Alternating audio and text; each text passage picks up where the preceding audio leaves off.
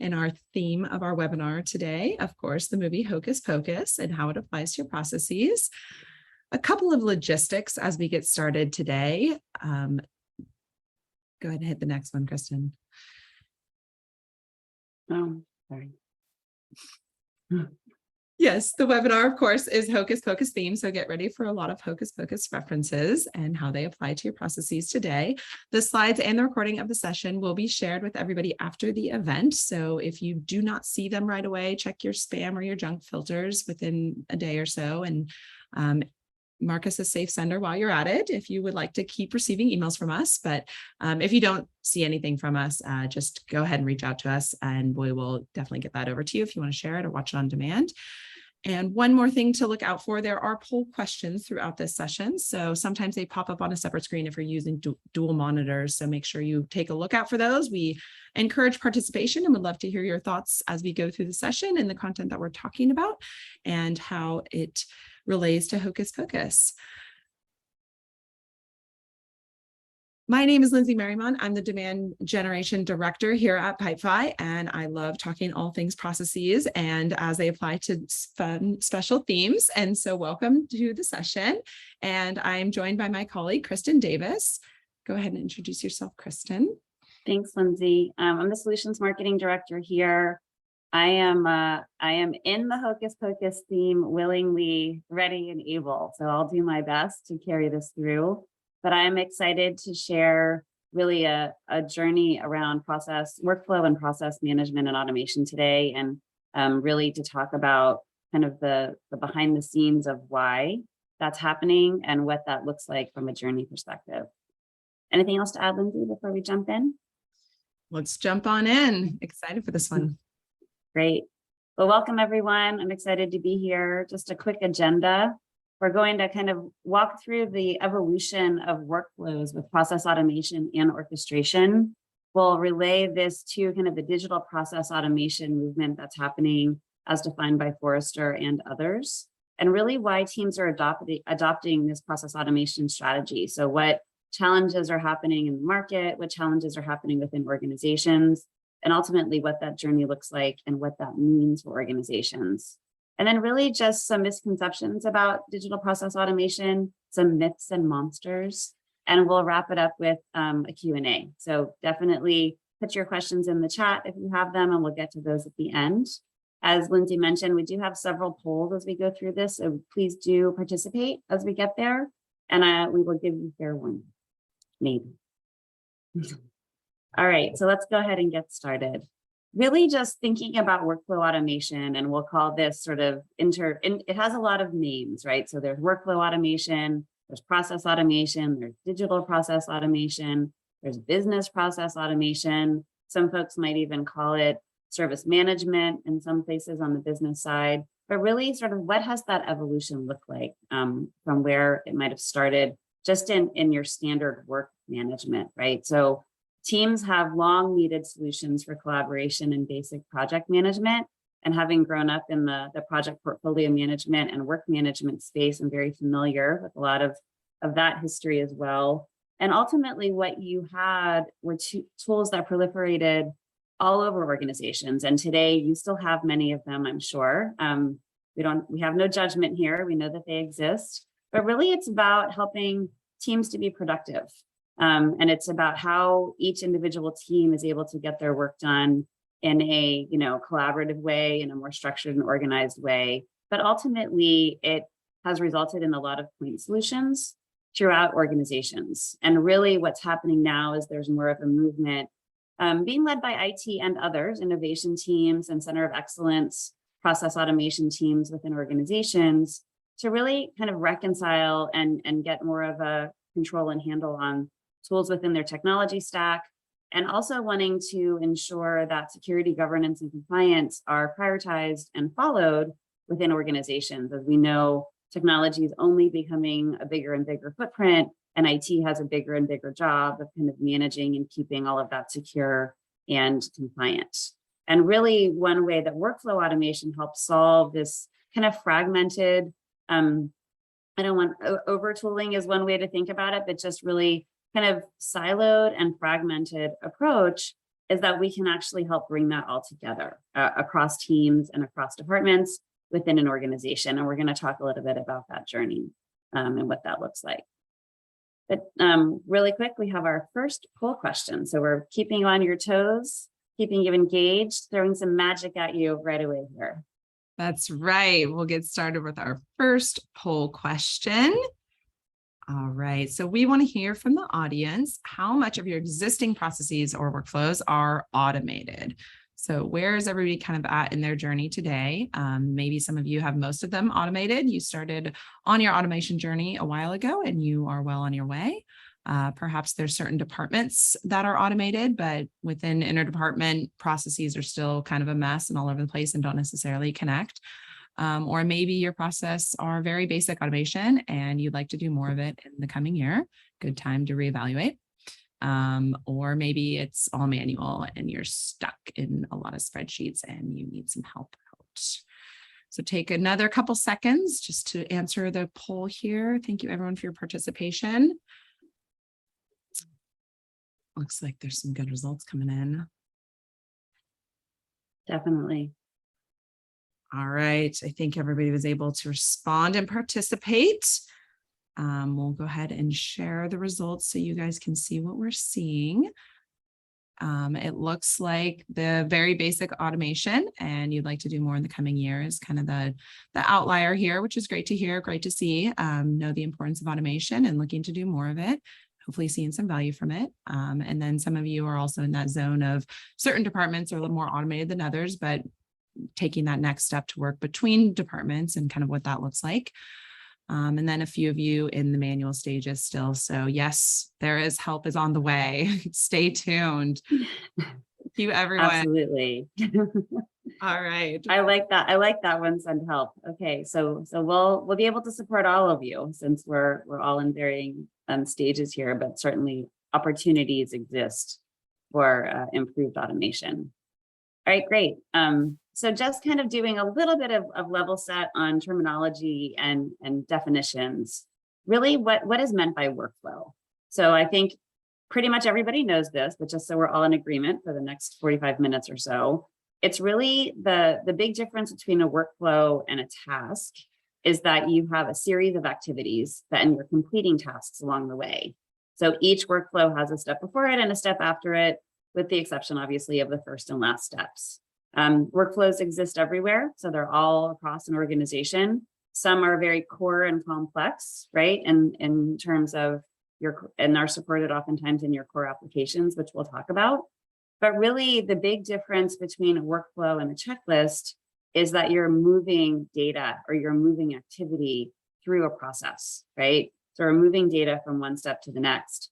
Whereas with a task or a checklist, you have unrelated tasks. So these are all related activities that either happen in serial parallel or branching, obviously, as things get more complex. But it's really just about that movement of activity through designated steps from one person to another, from one team to another, from one activity to another, and keeping that going. And essentially, by modeling and structuring workflows, businesses do gain benefit. So you'll gain efficiency, improve productivity, and it really helps people be more efficient and productive individually. So you're getting more output across your teams. What happens when you make workflows part of a larger process? So you can embed workflows essentially, or combine workflows to build sort of these overall processes within your organization. And certainly improving a single workflow at a time is going to provide benefits, but beginning to think about improving workflows collectively is going to have bigger and bigger impact. And really, one of the tenets of kind of digital transformation within organizations is this concept of process automation collectively. So we're going to talk a little bit about where the opportunities are for within organizations and what those look like, because you might be thinking, we have a lot of products that support our workflows today. And we're really going to talk about how absolutely you do, but there's still opportunity for improvement. And we're going to talk about why. And really just, we love to kind of showcase this and showcase our own knowledge about this, having done a lot of research, but we also like to validate that. And really just looking here at some tech target information is just thinking about how big this movement is within organizations. So if you want to think about kind of what innovation is happening within organizations, a lot of it is around that digital transformation. And part of that is related to improving workflow management. So this, the market is growing by fourfold over the next 4 years, essentially. And then really what this is driving is innovation within organizations. Lindsay and I were both at the Forrester conference a few weeks ago. And in the keynote, if you happen to be there, you might remember that folks, I forget the gentleman speaking, but he talked about, is this the right time to invest in technology, right? And that's a big question because budgets are changing and the economic outlook is changing. But what does that mean? What he said is it doesn't mean that you shouldn't invest in innovative technology that's going to help drive efficiency. And that's a really important point here, because if you look at the second quote here, it's looking that if you don't become more agile and become more technologically advanced and innovative with automation, ultimately your business processes are going to suffer and it's going to result in bad customer experiences. And we're going to talk about the balance, right, of putting in automation and what that looks like, but can you overdo it too? So there's some guardrails that we'll want to think about putting in place as well. But essentially it's here, it's happening, it's pretty big, and it's really important to organizations to continue to innovate even as we go through and look at a different economic climate that's sort of approaching here. Okay, so what we see, so that's kind of the big picture view, and what we see within our customers and some of the challenges and sort of the why, right? So we get that workflow automation is important, it's going to drive efficiency, but really specifically, as you think about getting started, what are the challenges you're looking for that we're trying to help overcome? And a lot of it is around managing things in a checklist or a work management solution that doesn't have the opportunity to streamline and drive efficiency within your processes, right? So you have a lot of manual tasks and approvals, maybe too many handoffs, especially as those go across teams and across departments. Data management is a big one, and we're going to talk about how that's sort of a tenet of process orchestration and how important managing data and connecting applications across your departments and across your teams is a big part of where you can really streamline and gain some efficiency and productivity. And then the outcome or the impact of not having process automation and doing things more in that siloed fashion is really the big one is inefficiency, right? So things are just taking longer because you don't have this underlying engine driving and moving things through teams and through applications. And ultimately, that's frustrating. So think about if you've ever requested anything from a business operations team, and I don't want to point any fingers, but I'll give a personal example, which at my old company where I had to request NDAs when I was working with some of our customers. And it was an email to our legal department. And then I waited. And I couldn't see anything in terms of where it was. Did they know it was there? Was it coming? And there was no SLA. There was no visibility for me. And it was very frustrating. And typically my approach had to be to escalate to my manager. Then there was a second email. And then it just got more complicated from there. So that's just one tiny example, but that's the difference. That's a low satisfaction of the stakeholder, a lack of visibility, and then no reporting on sort of what was that service level that I was being served from the legal department. So just a really simple example, but just thinking about what life looks like without process automation, and then we'll get a look at what it does look like with process automation in just a little bit. And then as you think about embarking on this journey, there are some things that we want to consider. So I alluded to this a little bit earlier, and this is coming directly from Forrester, where they're talking about pitfalls to avoid in your automation journey. Some considerations I think that are important to consider, consider there, but thinking about that consolidation is not truly a reality, right? So what I mean by that is that this is not to replace your existing technology, especially your critical technology. And when I start talking about how connecting things to your ERP, which is a core system that you're managing today, this works in conjunction with that, right? And so thinking about how to manage and automate processes around some of your critical and core applications that maybe today have some manual components to them. So this doesn't necessarily mean we're getting rid of everything else, but it's an augmentation to drive efficiency and increase productivity. And then employing the necessary guardrails. We talked a little bit earlier about how IT is really focused on wanting to manage applications today from a security, compliance, and governance perspective. And that's really critical. But also implementation guidelines are always important, right? What is your communication plan? What is the strategy in terms of ownership? What is your user management plan, et cetera, et cetera. So there's always going to be those considerations. And mitigating risks, which really is about the pitfalls. We're kind of big about don't over automate just for the purposes of automating. And when you think about what characteristics those might fall into, process characteristics is don't remove all human activity or human in the loop activity within these processes prematurely. So there does still need to be human oversight. From an employee experience, don't keep the inner workings hidden. So from an automation perspective, you always want to add that layer of visibility on top as well. And then from a customer experiences, there has to be a positive user experience when this is happening.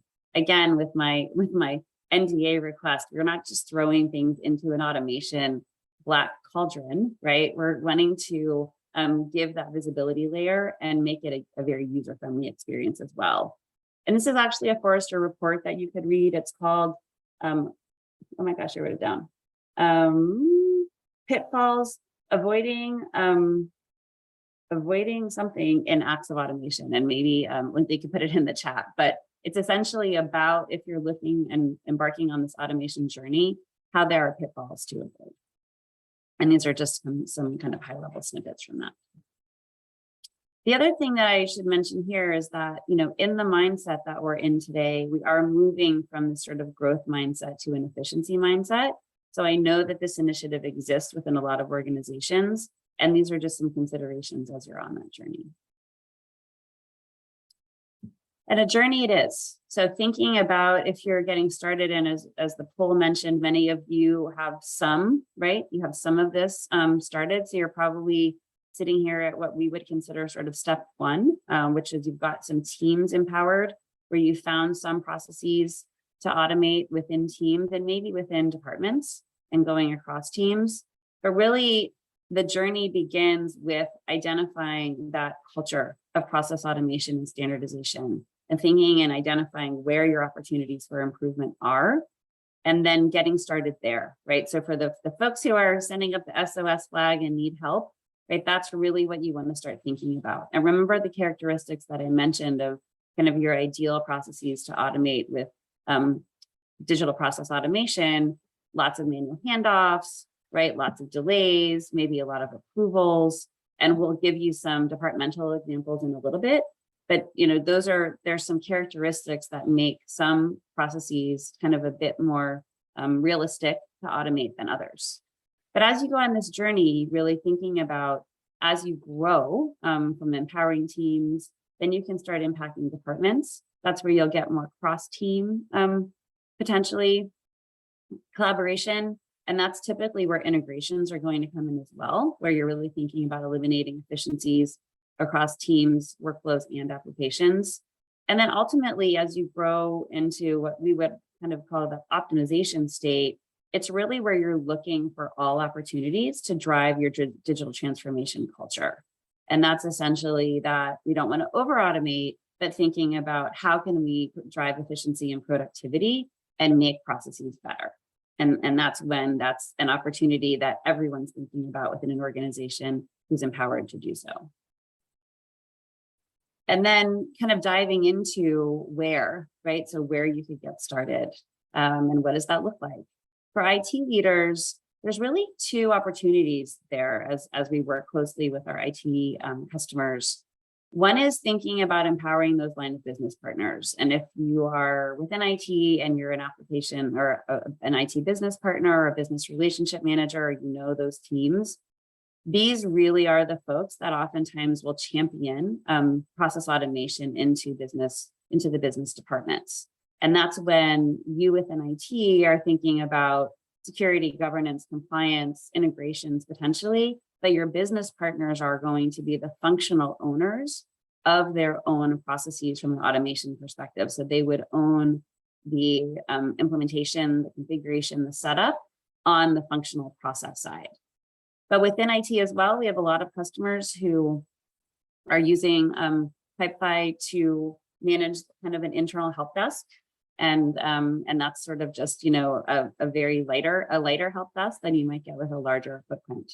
But really in addition to empowering your business partners, there's also just kind of reducing that backlog of maintenance requests, because now you're empowering your business teams to solve some of their own efficiency and lack of automation challenges. So they can do that using this low code process automation capability and technology to really take some of that heavy weight, if you will, off of the IT teams and be able to solve some of those problems themselves.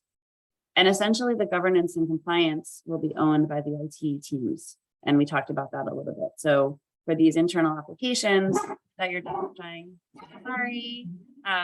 you're going to then have the ownership happening within IT where it should, right? So owning the application, owning the governance and compliance for those apps. And then as we move out into our business teams, really finance and procurement is a very large footprint in this space, because there's a lot of opportunity for managing the custom workflows that often exist around accounts payable, accounts receivable, purchasing, and reimbursement. And we see a lot of customers begin with a simple purchase request and then grow into kind of evolving that entire procure to pay process that will ultimately even go all the way into their accounts payable. And we'll talk a little bit more about kind of some of the other footprints there, but really just thinking about these are examples of processes that have a lot of routing, that have a lot of approvals, that might have some automation that needs to happen from a communication and document management perspective. And there also is an opportunity of connecting finance and IT through this process automation, which might come more through vendor management, employee onboarding, and things like that. For our general operations team, so kind of calling out my legal team that I mentioned a little bit earlier, but HR and people operations, customer success, employee and vendor onboarding and offboarding, there's just a ton of opportunity to look for these processes within your organizations that could use some help on the automation side. We also see the ownership of these types of process automation tools sitting within IT, sitting within departments, or sitting within centers of excellence and innovation teams who sort of have this onus to improve processes across an organization. So really thinking about that overall goal of getting to digital transformation with process automation by streamlining workflows and automating mundane tasks across departments. And really the big goal here too, and we're going to keep talking about this, is just this concept of data integrity and centralized visibility across teams. And those are two really important pieces and positive outcomes of being able to implement process automation and orchestration. And that leads us to our second poll question. So you get a break from me for a second. Yes, we do love our poll questions. All right, so let's go to our second poll question, and we'll get a chance to hear from everybody on the line.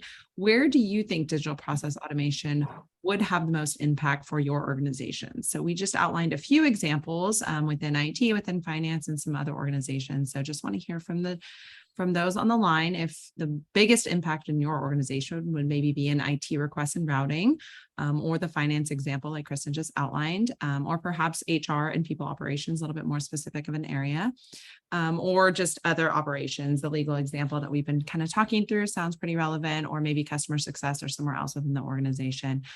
Or maybe there's just so many you don't really know where to start. So give everyone just another couple seconds. Make sure everybody get a chance to answer the poll.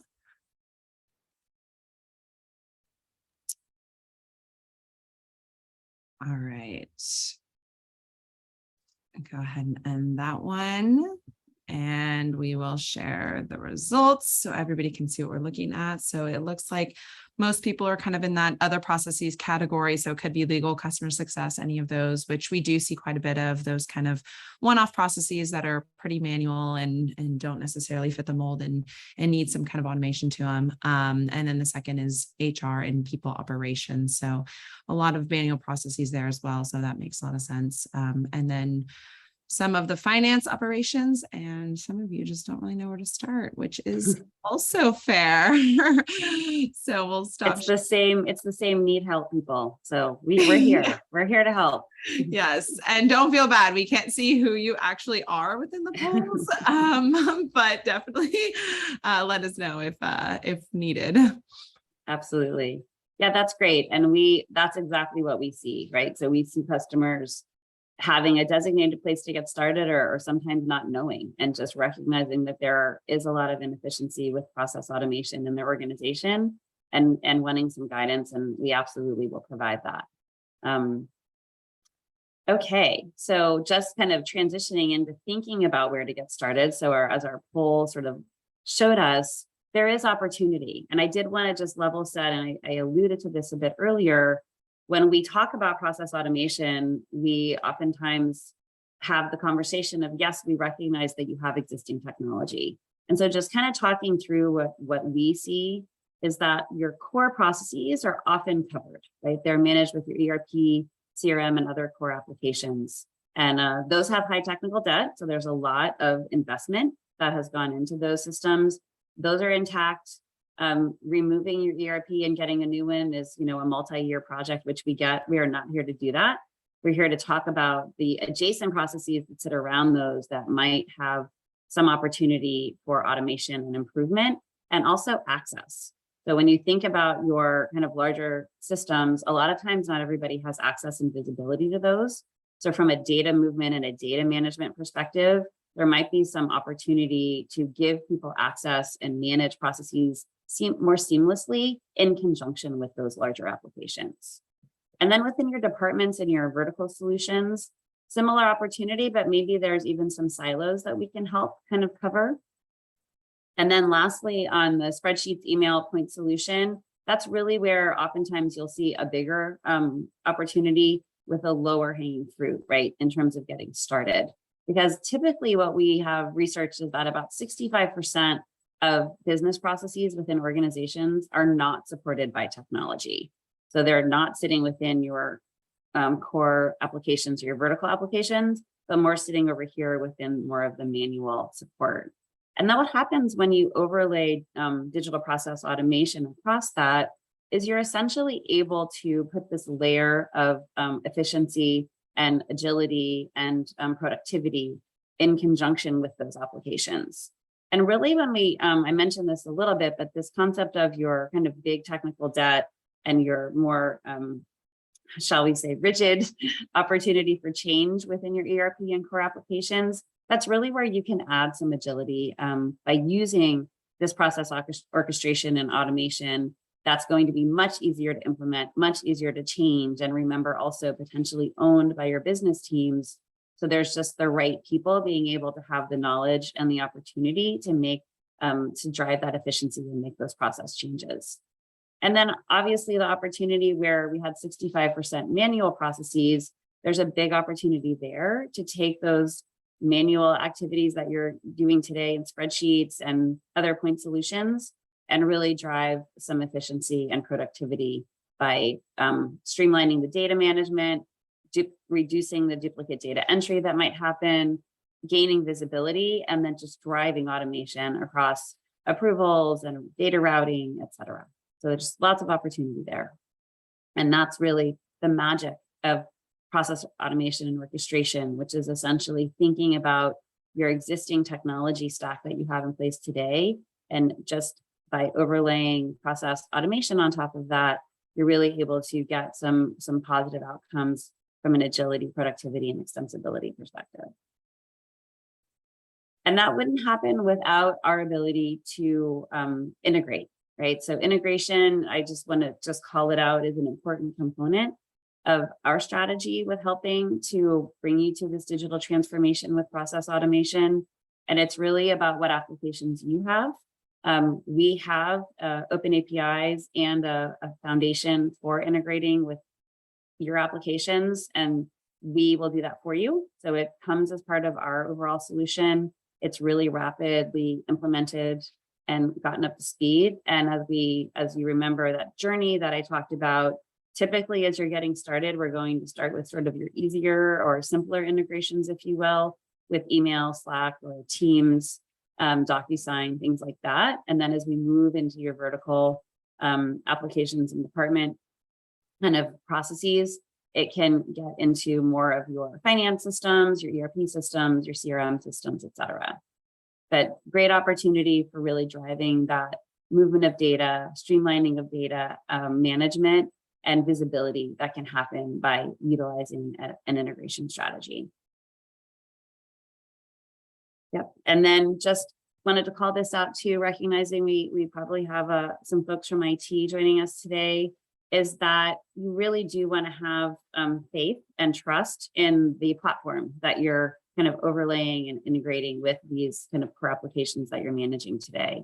So recognizing that compliance, identity management, user management, access management, hosting options and governance are all critical, and just recognizing that there is, SOC 2 and ISO 2700 compliance, with obviously just the support that we have also from a technology perspective for Active Directory integration, single sign-on, and then user management and role management to support kind of the security that you would want, as well as hosting options that are going to give you and your security teams all of the kind of comfort that you would recognize with, backups and things of that nature. So all compliant and secure, and just making sure that IT leaders are aware of that. Okay, so now I want to just share a little bit about some success stories and what that future state could look like for you. And really, drinking the magic potion. So what happens once you get to this realm of process automation and orchestration?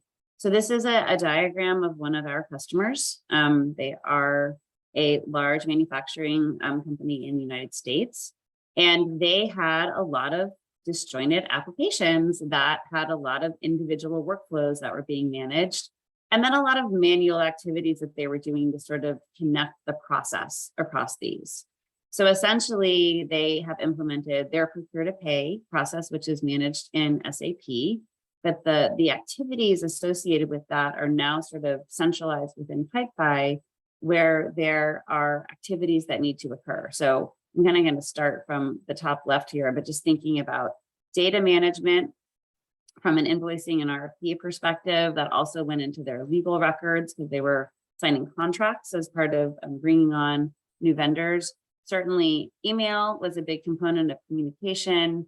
And then sometimes there were requests that had to get sent to the IT teams, and that was going over Jira.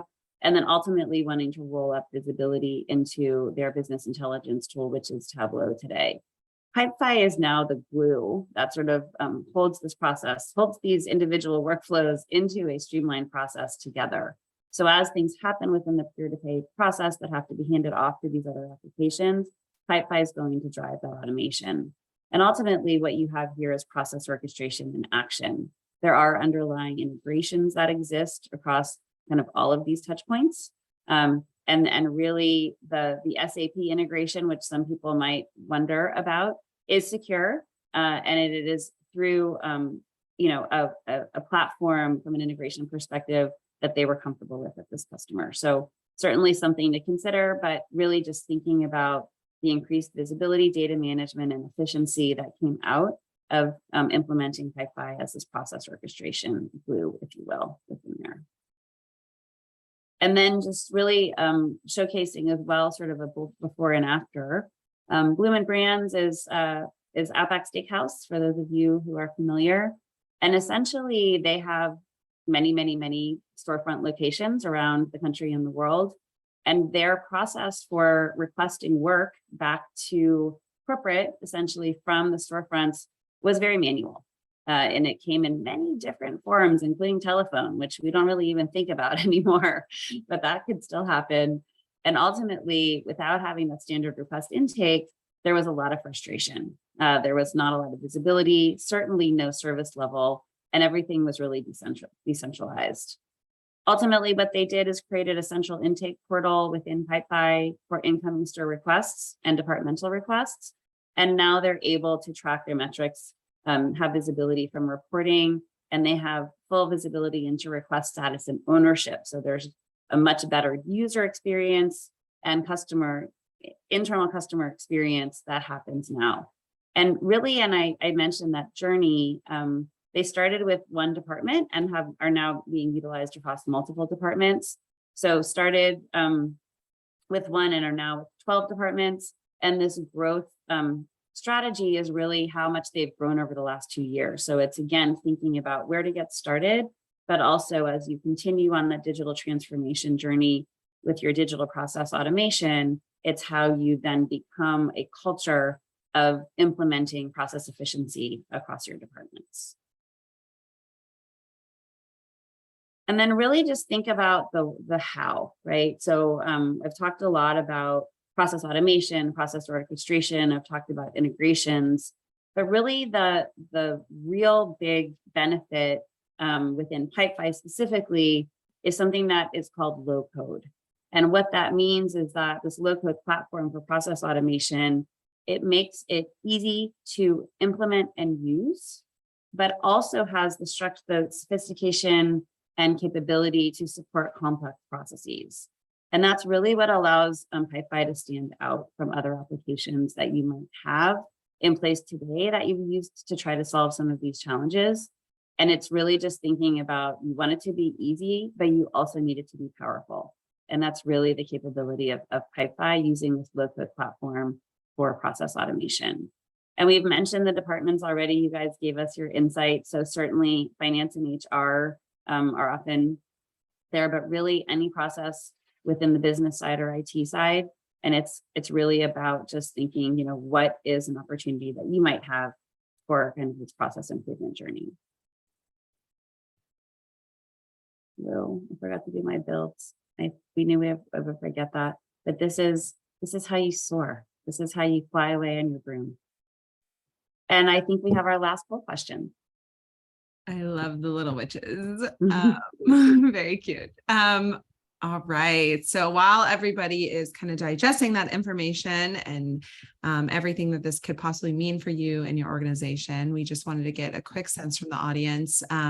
If you want to learn more about this, see a customized demo, there's a lot of things we can do to kind of help on a personalized level and utilize your existing processes and workflows to kind of model something out for you guys. So let us know if you would like to learn more. And again, if you do have any other questions as we kind of go through, definitely type those in. It looks like somebody's already dropped a question in there. So we will have plenty of time for questions and get to those. So leave that up for just another couple seconds here. Now that you guys have a little bit better sense of workflow automation and process orchestration and digital process automation.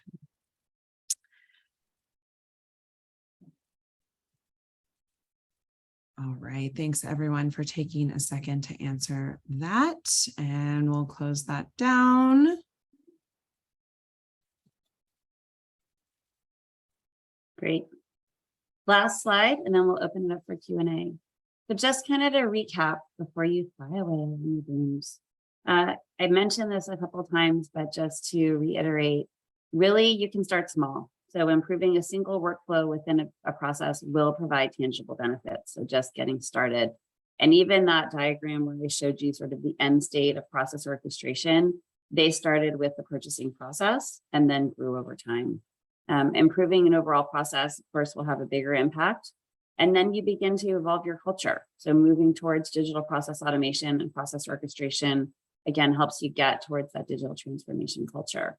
And the last thing I would say on top of that is that, this journey can start anywhere, anytime, but having support and executive sponsorship is always valuable.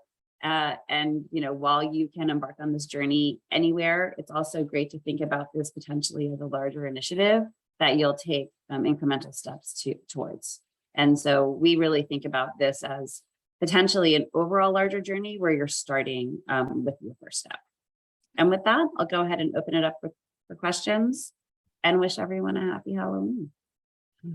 Awesome. Thank you, Kristen. That was really good information. The first question that has come through, if my org has proprietary programs, can you help with integrations?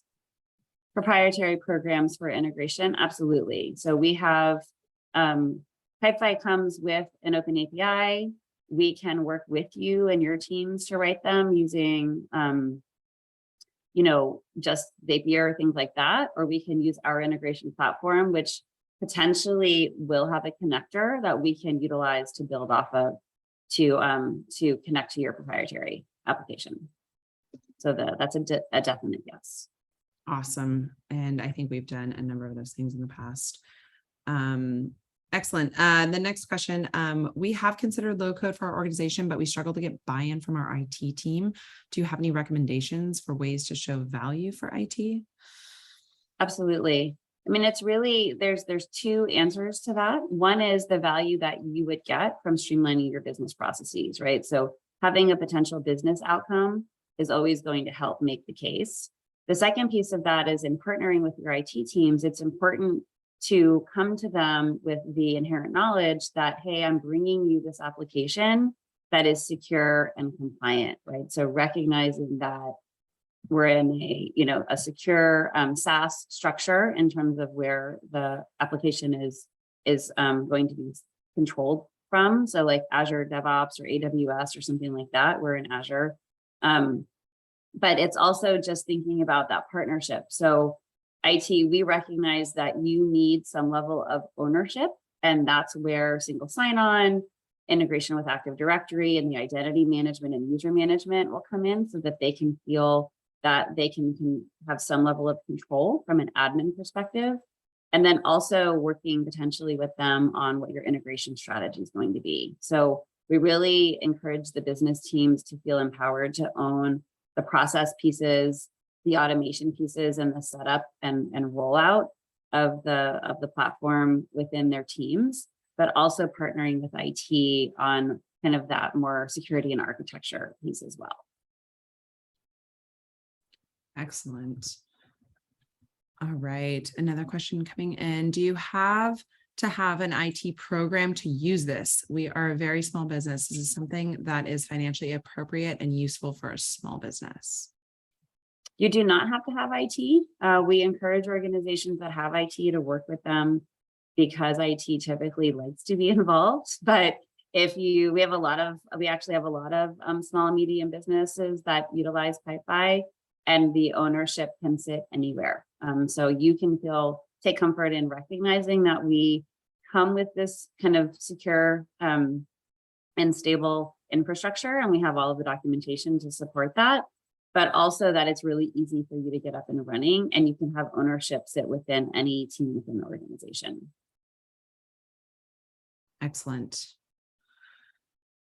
All right. Well, looks like there's no more questions, so we'll go ahead and wrap up today. Thank you everyone for joining and for playing along with us as we welcomed our theme into the session.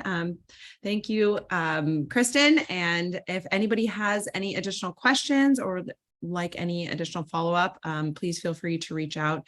You can reach out to us on our website, our contact us page, or find us on LinkedIn, and would be happy to continue the conversation. And I hope everyone has a great day and a very, very happy Halloween, and give you some time to brush up on your Hocus Pocus.